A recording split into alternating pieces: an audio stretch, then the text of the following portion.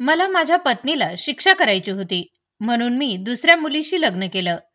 पण माझी बायको जगातील एकमेव अशी स्त्री असेल जिला तिच्या सवतीचा अजिबात हेवा वाटला नाही.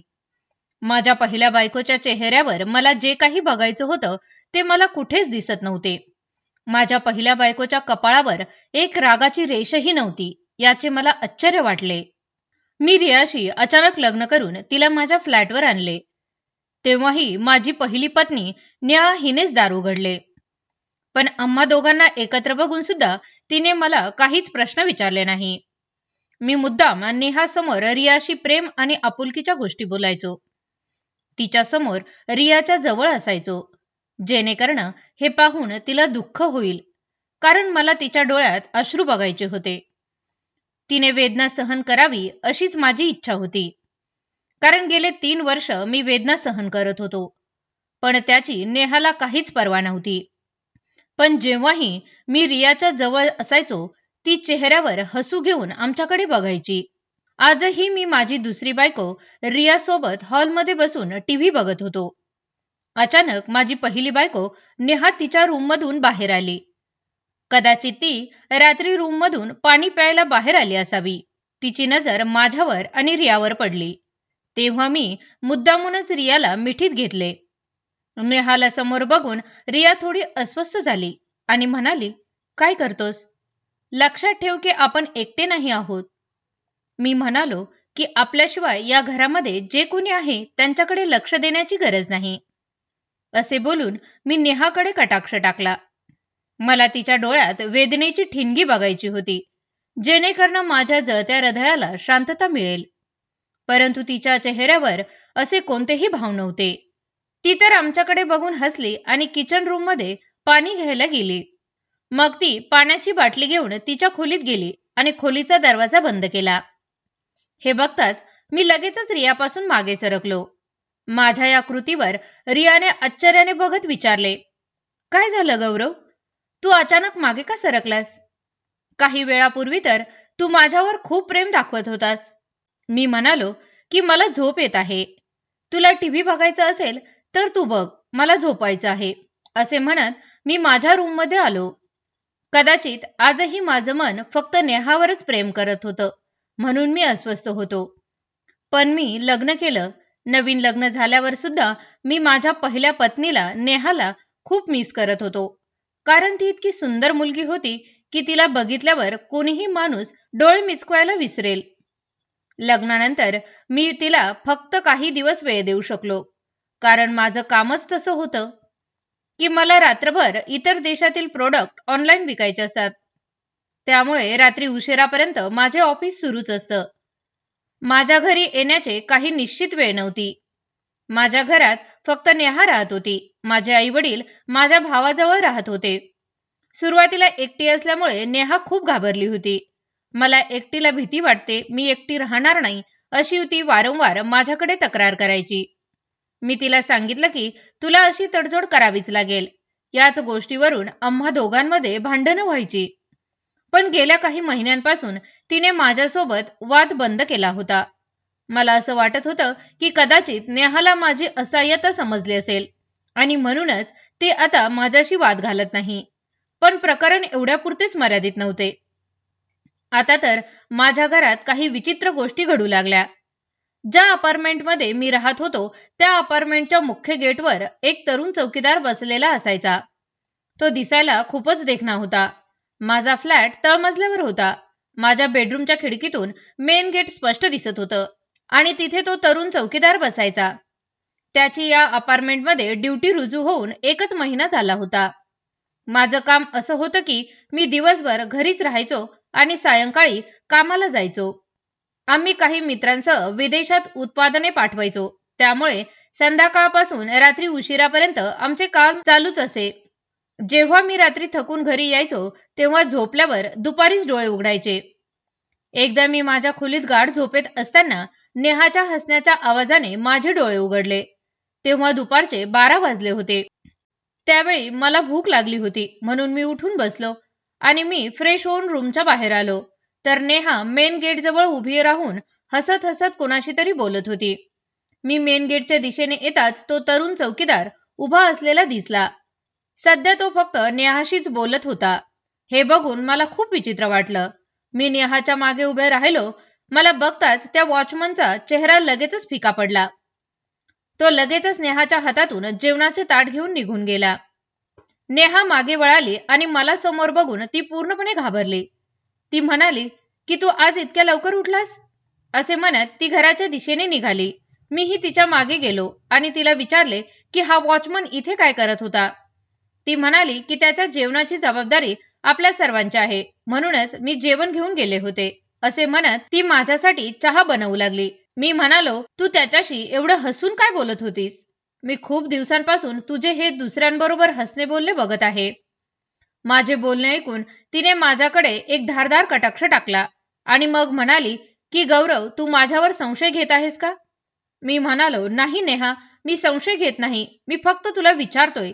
यावर नेहा म्हणू लागली की तो शेजारच्या एका आंटीबद्दल सांगत होता की तिच्या घराचे जेवण चांगले नसते. असे म्हणत मी त्याला माझ्या नाश्त्याबद्दल विचारू लागले. जणू तिला विषय बदलायचा आहे. मग मी तिला म्हणालो की तू फक्त वॉचमनला जेवण दिले तर बरं होईल. तुला परिसरातील कथा ऐकण्याची गरज नाही. माझे शब्द आपोआपच कठोर का झाले तेच कळाले नाही, पण नेहाने माझ्याशी पुढे वाद घातला नाही. दुसऱ्या दिवशी ऑफिसमध्ये फारसे काम नव्हते, म्हणून मी विचार केला की लवकर घरी जावे, कारण मी बऱ्याच दिवसांपासून नेहाला कुठे बाहेर फिरायलाही घेऊन गेलो नव्हतो. आज तिला एका रेस्टॉरंटमध्ये जेवायला नेण्याचा माझा प्लॅन होता. पण अपार्टमेंटमध्ये प्रवेश करताच मला दिसले की वॉचमन त्याच्या खुर्चीवर बसला होता. मी मेन गेटवरून फ्लॅटच्या दिशेने जाताच मला दिसले की नेहा कुठल्या तरी तरुणाशी बोलण्यात गुंग होती, पण तिची नजर माझ्यावर पडताच ती मागे सरकली. मला बघून तो तरुणही घाबरला आणि मागे सरकला. मी याआधी त्याला कधीच बघितले नव्हते. मी म्हणालो, तू कोण आहेस? तेव्हा तो घाईघाईने म्हणाला, मी डिलिव्हरी मॅन आहे. तुमच्या मिसेसने काहीतरी ऑर्डर केले होते आणि तेच पोहोचवायला आलो होतो. त्याच्या दिसण्यावरून तो मला डिलिव्हरी बॉय आहे असे वाटत नव्हते. मी नेहाकडे बघितलं तर तिचाही मूड खराब झाला होता. तो तरुण लगेच तेथून निघून गेला. घरात आल्यावर मी नेहाला विचारले की तू काय ऑर्डर दिलीस? माझे बोलणे ऐकून ती पण घाबरली. मग ती खोलीत गेली आणि कपाटातून एक बॉक्स घेऊन आली. तिने हे ब्रेसलेट मागवल्याचे सांगितले. मी म्हणालो की ती पटकन ब्रेसलेट कपाटात ठेवलं. मी फक्त एक साधा बॉक्स बघितला, त्यावर कोणत्याही कंपनीचे नाव लिहिलेले नव्हते. ती म्हणू लागली की मी कपाटातून पैसे घ्यायला गेले होते म्हणून मी ते कपाटातच ठेवले. पण ते सांगताना ती वारंवार ओटीने घाम पुसत होती. माझे मन आता नेहाबद्दल संशयाने भरले होते. रात्रीचे जेवण टेबलावर ठेवत असताना ती म्हणाली, तुला लवकर यायचे असेल तर मला फोन करत जा. ती काय बोलते ते मला समजले नाही. मी म्हणालो की मी अचानक घरी का येऊ शकत नाही? यावर नेहा म्हणाली की तसं नाही, मला पुन्हा गरम जेवण बनवावे लागते ना म्हणून. का कळत नाही, पण अचानक माझ्या घरी येण्याने नेहाला वाईट वाटले होते. रात्री मी झोपायला आडवा झालो तेव्हा ती खोलीत आली. तिचे ते प्रेम रूप बघून मी सगळं विसरून तिला माझ्या मिठीत धरू लागलो. मला वाटले की आज खूप दिवसांनी थोडा वेळ मिळाला आहे. मी नेहासोबत काही प्रेमाचे क्षण घालवू शकतो. मी तिच्या जवळ जाऊन लागलो तेव्हा ती म्हणू लागली की मला झोपायचं आहे, मी खूप थकली आहे. मला तिचे वागणे जरा विचित्र वाटले. मी अनेकदा रात्री बाहेर राहायचो, सकाळी घरी यायचो तेव्हा खूप दमलेलं असायचो. त्यामुळेच मी नेहाला वेळ देऊ शकत नव्हतो. म्हणून विचार केला की आज थोडा मोकळा वेळ मिळाला तर एकत्र वेळ घालवू. पण तिचं वागणं बघून माझं मन दुःखी झालं. नेहा बेडच्या एका बाजूला झोपी गेली होती आणि माझ्या मनातील प्रेमाच्या भावना रागामुळे थंडावल्या होत्या. आता माझ्या मनात विचित्र शंका येऊ लागल्या होत्या. आता जेव्हा कधी मी ऑफिसमध्ये होतो तेव्हा माझं लक्ष फक्त नेहाकडे असायचं. आजही मी तिला फोन करत होतो, पण तिचा फोन व्यस्त होता. मी तिला दर 5 मिनिटांनी सतत फोन करत होतो, पण तिचा फोन व्यस्तच होता. माझ्या जागी दुसरं कोणी असतं तर त्याने नेहावर संशय घेऊन तिला खूप आधी घरातून हकलून दिलं असतं. पण मीच आतापर्यंत सगळं सहन करत होतो. घरी गेल्यावर तो वॉचमन एकदम खुश दिसत होता. त्याच्या चेहऱ्यावरचं ते हसू मला चिडवत आहे असे मला जाणवलं. म्हणून मी रागीट नजरेने त्याच्याकडे बघितलं. तेव्हा तो लगेच त्याच्या खुर्चीवरून उठला आणि माझ्याकडे येऊन विचारू लागला की काय झालं साहेब? आज तर तुम्ही खूप रागावलेले दिसताय. मी त्याच्या बोलण्याला प्रतिसाद दिला नाही आणि माझ्या फ्लॅटवर परत आलो. फ्लॅटच्या दारापाशी पोहोचल्यावर मी दारावरची बेल वाजवत राहिलो, पण दार काही उघडं नाही. मी चाबी काढली आणि त्या घराचा दरवाजा उघडू लागलो. मी दार उघडताच समोर घाबरलेली नेहा उभी होती, जी बहुधा दार उघडायला येत होती. अचानक दरवाजा उघडल्याने ती घाबरली. पुढच्या क्षणी ती हसायला लागली आणि म्हणाली, काय झालं गौरव? मी अंघोळ करत होते म्हणून दार उघडले नाही. मला पहिल्यांदाच नेहाचा राग आला. मी दार उघडे सोडून आत आलो आणि पुढच्या क्षणी नेहाला विचारू लागलो की तिचा फोन का बिझी आहे. मी जेव्हा कधी फोन करतो तेव्हा तुझा नंबर बिझीच असतो. तू माझा कॉल का उचलत नाहीस? आणि आता इतक्या उशिराने दरवाजा उघडलास. या सगळ्याचा काय अर्थ आहे? मला त्या वेळेला काय बोलावं काय नाही हे काहीच कळत नव्हतं. मी रागाच्या भरात तोंडातून जे येईल ते बोलत होतो. माझं बोलणं ऐकून नेहा शांत झाली. तिच्या डोळ्यात विश्वासाचे धागे चमकू लागले. ती म्हणाली, काय झालं गौरव? तू माझ्यावर रागावला आहेस का? दार उघडायला जरा उशीर झाला आणि मोबाईल सकाळी पाण्यात पडला होता. सकाळी जेव्हा मी तुमचा कॉल अटेंड करू लागले तेव्हा माझा मोबाईल पाण्यात पडला आणि तो तिथेच हॅक झाला. मोबाईल अजून तसाच सोफ्यावर पडला आहे. मी तो पूर्णपणे कोरडा करून दुरुस्त करण्याचा प्रयत्न केला आणि 10 मिनिटांनी तो दुरुस्त झाला. त्या वेळेला मी तिचं काहीही न ऐकता खोलीत आलो. माझी बॅग आणि टाय रागाने बेडवर फेकून अंघोळीसाठी बाथरूममध्ये गेलो. नेहाच्या बोलण्यावर माझा आता काही विश्वास बसत नव्हता. मला वाटत होतं की जणू काही ती सर्व खोटच बोलत होती. शेवटी एक दिवस असे काही घडले की मी पूर्णपणे नेहाच्या विरोधात गेलो. संशयाचे बीज एक घनदाट आणि शक्तिशाली वृक्ष बनले. नेहावर माझे मनापासून प्रेम होते, हे खरे आहे, पण तिने माझ्यासोबत जे केले ते क्वचितच कुठली बायको आपल्या नवऱ्यासोबत करेल. त्या दिवशी मी कामावरून घरी परतलो कारण मला नेहावर आणखी संशय घ्यायचा नव्हता. मला तिच्यासोबत बसायचं होतं, बोलायचं होतं, तिच्यासोबत थोडा वेळ घालवायचा होता, जेणेकरून आम्हा दोघांमध्ये चांगली समजूत व्हावी आणि तिच्या विरुद्ध माझ्या मनातील शंका दूर जाव्यात. पण त्या दिवशी मी लवकर घरी आलो तर दरवाजा बंद होता.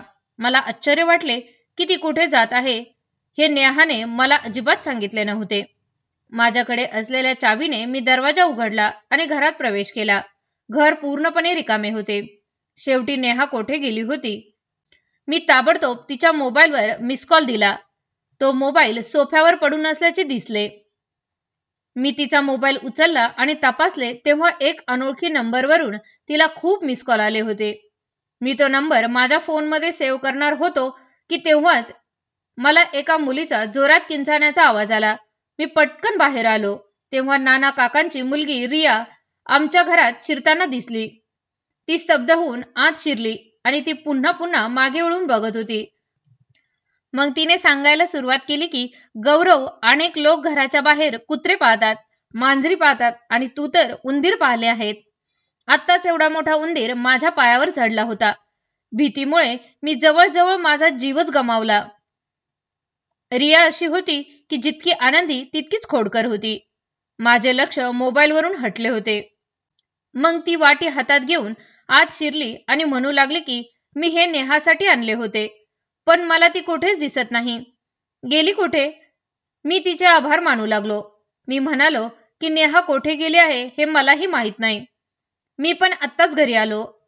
यावर रिया म्हणाली, बरं, ती अनेकदा कुठेतरी जाते आणि यावेळी ती रोजच बाहेर असते. आज दार उघडं दिसलं तेव्हा वाटलं ती घरातच असेल, म्हणून मी हे लोणचं द्यायला आले होते. रियाचे बोलणे मला आणखीनच संशयी बनवत होते. रिया तिथून निघून गेली. मग काही वेळाने नेहा घरात शिरली. दार उघडलेलं बघून तिला थोडं आश्चर्य वाटलं, पण मला तिथे बसलेलं बघून तिच्या चेहऱ्याचा जणू रंगच उडाला होता. ती म्हणाली की तू आज एवढ्या लवकर घरी आलास? तू मला काही सांगितले नाहीस. ती घाबरलेली दिसत होती. मी पण तिला तिच्या प्रश्नांचे उत्तर दिले नाही आणि उलट तिला प्रश्न केला की पहिल्यांदा तू मला हे सांग की तू इतका वेळ कोठे गेली होतीस?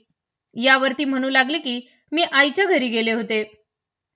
माझा तिच्या बोलण्यावर विश्वास बसला नाही, कारण तिच्या चेहऱ्यावर मला स्पष्ट दिसत होतं की ती खोटं बोलत आहे. मी लग्नाआधीच नेहाला ओळखत होतो, कारण नेहा माझ्या आईच्या मैत्रिणीची मुलगी होती. त्यामुळे आम्ही लहानपणापासूनच एकमेकांना ओळखायचो. आमच्या एकमेकांच्या घरी येणं जाणं चालू राहायचं. पण त्यावेळी नेहा इतकी खालच्या थराला गेलेली मुलगी असेल आणि तिच्या नवऱ्याला फसवू शकते हे मला माहिती नव्हतं. मी आता एक विचित्र नैराश्याचा बळी झालो होतो. मी नेहापासून दूर राहू लागलो. मला समजत नव्हते की हे सर्व काय चालले आहे. मी नेहाला कधीच कशाचीही कमतरता जाणवू दिली नाही. तिच्यासाठी प्रत्येक गोष्ट घरात हजर होती आणि मीही दिसायला काही वाईट नव्हतो. या विचारात हरवून गेल्याने मला अस्वस्थ वाटू लागले. त्या दिवशी मला खूप ताप आला होता, पण नेहाला माझी अजिबात काळजी नव्हती. ती पूर्ण नकळत बसली होती. मी स्वतः तापेचे औषध घेतले आणि कामावर गेलो. माझ्या मोबाईलवर नोटिफिकेशन टोन वाजण्यापूर्वीच मी ऑफिसमध्ये पोहोचलो होतो. मी माझा मोबाईल तपासला तर व्हॉट्सअपवर एक अनोळखी नंबरवरून काही फोटो पाठवले होते. ते उघडताच माझ्या डोक्यावर आभाळ कोसळल्यासारखं झालं. मला माझ्या आजूबाजूला कशाचीच जाणीव नव्हती. ते फोटो पुन्हा बघण्याची माझी हिंमत होत नव्हती. स्वतःवर नियंत्रण ठेवत मी त्या फोटोकडे एक नजर टाकली. एक अनोळखी नंबर होता, ज्यावरून माझी पत्नी नेहाचे अत्यंत अश्लील फोटो तो मला पाठवले गेले होते. सोबत असलेला मुलगा वॉचमन नव्हता आणि तो डिलिव्हरी बॉय देखील नव्हता. माझ्या मनाला इतकी दुखापत झाली होती की मी वेडा होऊ लागलो. त्या दिवशी मी घरीही गेलो नाही. माझी बायको मला फोन करत राहिली, पण माझ्या मनात सुडाची आग धगधगत होती. त्याच दिवशी मी माझ्या बायकोचा बदला घेण्याचा विचार करू लागलो. मला तिला अशी शिक्षा द्यायची होती की ती आयुष्यभर ती वेदना सहन करत राहील. मला हवे असते तर मी तिला घटस्फोट देऊन घरातून हकलून देऊ शकलो असतो. पण मी तसे केले नाही, कारण मी हे केले असते ती आणखी स्वतंत्र झाली असती. मला तिला प्रत्येक क्षणी त्रास द्यायचा होता आणि मग माझ्या मनात दुसरं लग्न करण्याचा विचार आला. पण एकही मुलगी माझ्या नजरेसमोर आली नाही. तेव्हा मला माझ्या समोरच्या फ्लॅटमध्ये राहणारी मुलगी आठवली. मला माहिती होतं की ती मला पसंत करते. दुसऱ्याच्या दिवशी मी तिच्याकडे गेलो आणि तिला सांगितलं की मला तुझ्याशी लग्न करायचं आहे. तिला हे माहिती नव्हतं की मी तिच्याशी लग्न करून नेहाशी सूड उगवणार आहे. मी फक्त तिला एवढंच सांगितलं की मी तिच्या भावनांचा आदर करतो आणि आता मला तुझ्याशी लग्न करायचे आहे. आणि मग रिया आणि मी मंदिरात जाऊन लग्न केलं. रियाच्या घरात फक्त एक वृद्ध वडील होते. आई, बहीण, भाऊ कोणीच नव्हते. आणि मग रियाशी लग्न करून मी माझ्या घरात प्रवेश केला. मला वाटलं की नेहाने आम्हाला असे बघितले तर तिला खूप त्रास होईल. ती रडेल, माझ्या पाया पडेल, माफी मागेल, पण तिने तसं काहीही केलं नाही. उलट ती हसली आणि मग माझ्याकडे आणि रियाकडे बघू लागली आणि म्हणाली, जणू काही तुम्ही दोघेही एकमेकांसाठीच बनलेले आहात. खूप सुंदर जोडपे दिसते. मी तुझी सवत म्हणून नाही तर तुझी मैत्रीण म्हणून इथेच राहीन. रिया ही आश्चर्याने माझ्या चेहऱ्याकडे बघू लागली, कारण तिलाही नेहा आपल्याशी कशी वागेल याची भीती वाटत होती. पण तसं काहीच घडलं नाही. मी रियाचा हात धरून खोलीत जाऊ लागलो तेव्हा नेहाने माझा हात धरून मला थांबवले. माझ्या मनाला लगेच हायसे वाटले की आता ही माझ्यासमोर रडून माफी मागेल. पण ती म्हणाली की आता थांब, मी तुमची खोली तयार करते. सध्या तुम्ही बाहेर हॉलमध्ये बसा, असे बोलून ती पटकन बाहेर गेली. 10-15 मिनिटांनी ती आली तेव्हा तिच्या हातात 2 पिशव्या होत्या. ती त्या घेऊन आत खोलीत गेली. तिने माझ्या खोली लग्नाच्या रात्रीच्या खोलीसारखी सजली. मग ती म्हणाली, आता तुम्ही रूमवर जा. तुमचे लग्न झाले आहे. आज लग्नाची पहिली रात्र आहे. त्यामुळे लग्नाच्या पहिल्या रात्रीसारखा आनंद घ्या. मी तिचा चेहरा बघण्याचा प्रयत्न करत होतो. की ती हे सर्व नाटक करत आहे का तिला खरंच आनंद वाटतोय. रिया आणि मी खोलीच्या आत गेलो. रियाला मला नवऱ्याच्या रूपात पाहून खूप आनंद झाला होता. पण मी रियाला म्हणालो की रिया, मला सध्या तुझ्यासोबत कोणतेही नाते ठेवायचे नाही. मी कोणत्या परिस्थितीत तुझ्याशी लग्न केलं आहे हे तुला चांगलेच माहिती आहे. अचानक मी तुझ्याशी लग्न केलं, पण या नात्यासाठी मी स्वतःला तयार करू शकत नाही. या नात्यासाठी मी स्वतःला तयार करताच आपण आपले वैवाहिक जीवन सुरू करूयात. रियाला पण माझा मुद्दा समजला आणि मग रिया बेडवर झोपली आणि मी सोफ्यावर झोपलो. खरं तर मला रियाबद्दल काहीच भावना नव्हती. मी तर नेहाच्या प्रेमात पडलो होतो. आता मला घाई गडबडीत काहीतरी चुकीचं पाऊल उचलल्यासारखं वाटत होतं. पण नंतर नेहाची बेवफाई आठवून मला नेहाचा राग यायचा आणि मी उचललेलं पाऊल योग्य वाटू लागलं. काही दिवसानंतर नेहाच्या कृतीमुळे मला संशय येऊ लागला. ती कदाचित जगातील अशी पहिली महिला होती जिने तिच्या सवतीला आनंदाने स्वीकारले होते. मी नेहासोबत 3 वर्ष राहिलो होतो आणि आता रिया माझ्या आयुष्यात येऊन 2 महिने उलटून गेले होते. मी एका विचित्र बोटीत चढलो होतो आणि काय करावे हेही मला समजत नव्हते. पण जेव्हा संपूर्ण सत्य माझ्यासमोर उघड झाले तेव्हा मला भिंतीवर डोकं आपटल्यासारखं वाटलं. त्या दिवशी मी ठरवलं होतं की आता मी नेहाला घटस्फोट देईन आणि कसं तरी रियासोबत माझं आयुष्य सुरू करेन. नेहाला या घरात बघून माझं मन दुखायचं, कारण ती माझं पहिलं प्रेम होती. पण ती माझ्याकडे दुर्लक्ष करत राहिली आणि हे बघून मला वाईट वाटलं. शेवटी माझ्या दुसऱ्या लग्नाने ती इतकी खुश का झाली मला काही समजत नव्हतं. जर तिला दुसरं कोण आवडत असेल तर तिने आतापर्यंत घटस्फोट का घेतला नाही? मी गोंधळून गेलो होतो. मग त्या दिवशी घरात शिरल्यावर मी जे काही ऐकलं ते ऐकून माझी पावले तिथेच थांबली. मला खोलीतून नेहा आणि रिया बोलताना ऐकू येत होत्या. बाहेर हॉलमध्ये रियाच्या शब्दांचा आवाजही घुमत होता. रिया नेहाला सांगत होती की तुझ्या अभिनयाचंही कौतुक व्हायला हवं. तुला तर यासाठी पुरस्कार मिळायला पाहिजे. तू चांगला अभिनय केला आहेस. शेवटी तू मला आणि गौरवला एकत्र आणलंस. पण नेहा तिच्यासमोर रडत होती आणि हात जोडून उभी होती.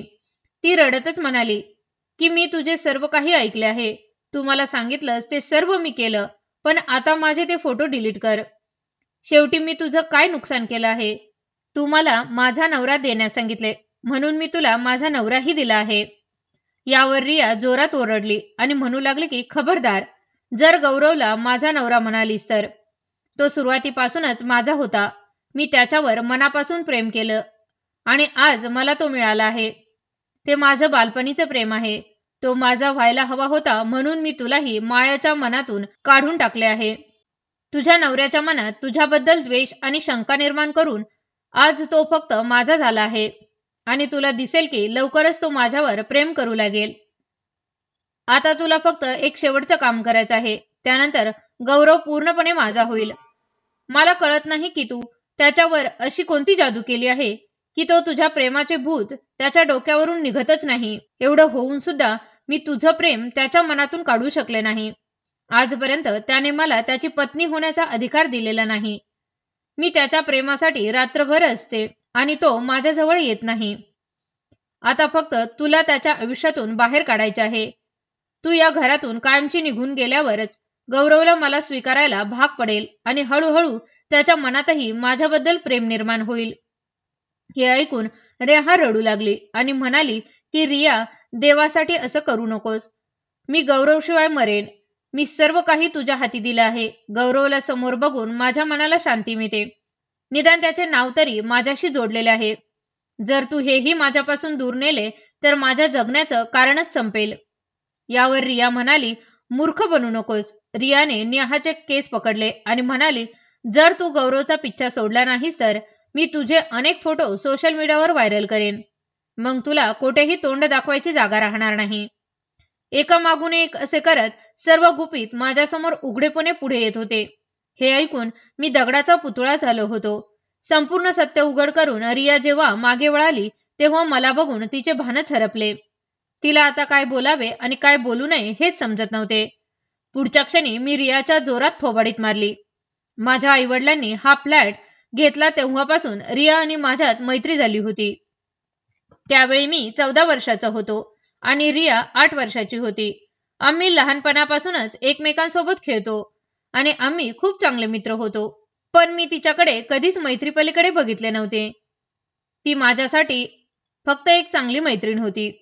मी फक्त नेहावरच प्रेम केले होते. पण आज जेव्हा हे रहस्य माझ्यासमोर आले तेव्हा मी रियाचा तिरस्कार करू लागलो. किती स्वार्थी आणि फसवी मुलगी होती ती. तिने माझे घर उद्ध्वस्त केले होते. त्या क्षणी मी रियाला माझ्या फ्लॅटमधून ढकलून बाहेर काढले. मी तिच्यावर पोलीस केसही केली. तेव्हा तिने माझ्या बायकोचे असे अश्लील फोटो डिलीट केले होते. मग अवघ्या एका आठवड्यानंतर माझा आणि रियाचा घटस्फोट झाला. हे सर्व बघून नेहा माझ्यासमोर रडायला लागली. आज पहिल्यांदा तिने तिची सर्व गुपिते माझ्यासमोर उघड केली होती. आणि ती अनियंत्रितपणे रडत होती. मी पण तिच्यापासून दूर उभा होतो. माझ्याही डोळ्यात अश्रू आले की नेहाची असहाय्यता मला का समजली नाही. माझा विश्वासच बसत नव्हता की रियासारख्या निरागस दिसणाऱ्या मुलीने आमचं आयुष्य उद्ध्वस्त करण्याचा प्रयत्न केला होता. काही दिवसानंतर मी तो फ्लॅट सोडून वेगळ्या ठिकाणी घर घेतलं आणि नेहासोबत सुखाने राहू लागलो. तर मित्रांनो, स्टोरी आवडली असेल तर व्हिडिओला लाईक, सबस्क्राईब आणि शेअर करायला विसरू नका. धन्यवाद.